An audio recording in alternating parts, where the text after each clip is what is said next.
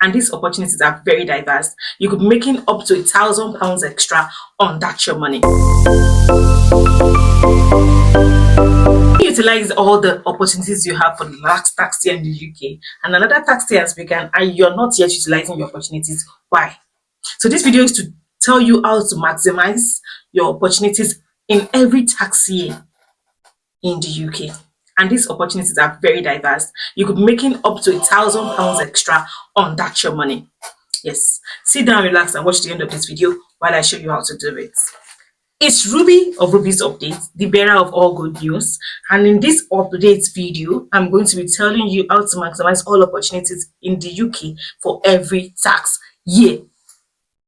And this is not limited because I'm going to be dealing with just 4 or 5 today, and there are more to come. So if you want to see more to come, kindly subscribe to this channel and make sure to share to someone that might need these opportunities too.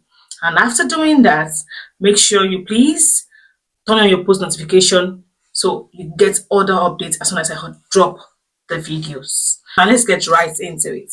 You're living in the UK, whether you're a student, you're a worker, or you are a permanent resident, or you're a citizen, and you don't know about these opportunities and benefits. Now let me tell you, this is not limited to just citizens alone. Anybody living in the UK can access these opportunities. So let me start from telling you that, have you checked your tax code? That's the first opportunity that you need to check so you can maximize your payments. Yes, if you're not sure about your tax code, or you're not sure about how much you're paid, how much you're supposed to be paying in tax, you can call the tax office, the HRMC. They are willing to explain to you. Or better still, you go to your colleague if you're sure that the person is advanced, or better still, you talk to your employer. They are willing to let you know the tax code you're on, because you have a tax-free amount of 12,570 for most jobs, and even some jobs they have higher than 12,570 at their non-payable tax.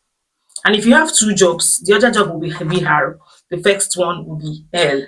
So you need to know the tax code you are on.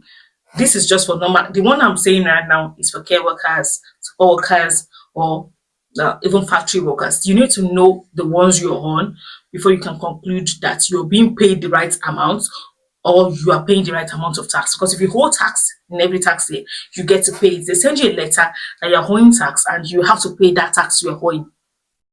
So to be on the safer side, make sure you understand your tax code, and for each job, how much you're paying for tax. Is that the right amount, or you're paying more or less? So you have to check your tax code to be able to be assured that you're doing the right thing, because tax is very important in the UK.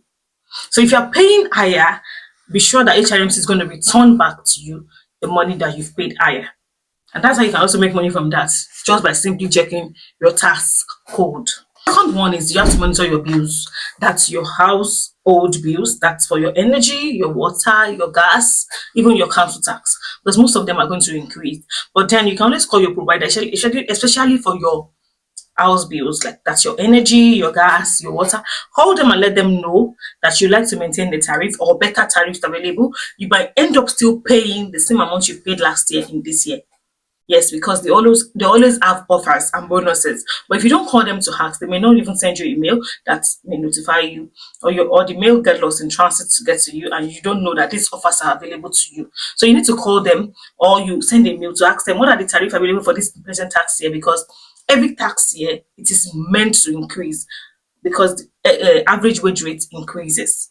But you can still retain the one you have, or even go lower. Most times, even it has happened to me in my household. For subscription, that's for internet, we didn't realize that we could even get lower than what we're using, and we're using a high rate. But when we found out we could get lower, we had to change provider. So sometimes you might have to even change your provider if other providers are offering lower rates for the same value, but you just need to know how to do it. So one thing is you have to call your present provider and ask them if they have other offers, other bonuses. If they don't, you can decide to check other providers who also work in that region, and they will give you cheaper ones for that same value. Is that not a right way to save money for the tax year? Thank me for that. The third one is check with your employer for your leave. And sometimes when you work with a company for a longer period, your leave gets increased. So you need to ask them if your leave got increased, so you can add more leave to your present leave. And if you've not taken your leave, start taking your leaves gradually. Don't wait till April next year, because tax says from April 6th to another April 6th. So don't wait till March ending before you start taking your leave, because you might not be able to take all your leave. So you need to start taking your leaves gradually this year, and that would help you to also relax, to enjoy your leave, so you don't have to rush your leaves for when you don't need them. And ask if you have leaves from last year that they can bring forward for you. But if they can't, that means you've lost that leave. So that's why you need to start taking your leaves before you get to lose them. The last one I'm going to be talking about today is, do you have a lifetime lifestyle account? The lifetime lifestyle account gives you the opportunity to save £4,000 yearly, and you get £1,000 from the government as a government bonus towards you buying a house in the UK or towards your pension.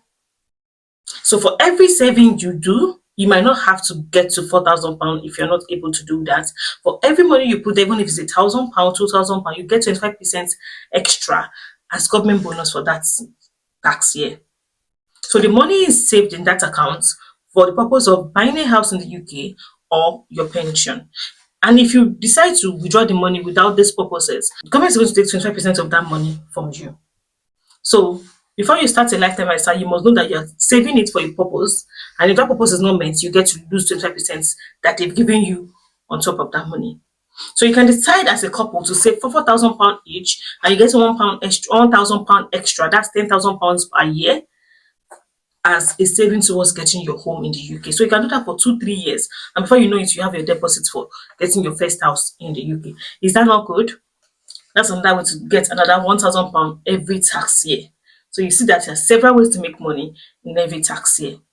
And the last one, as a tip, because this is not part of what I listed here, but it's as a tip, it is that check your pictures to see how far you have gone every year. Always go back to check your pictures to see how far you have gone. And some of you worry too much about tomorrow, not even thankful for how far you have come, and grateful for the future ahead. So till I see you in the next video, remember to subscribe and tell someone that Ruby's Updates is that place for happy updates. Thank you. Bye.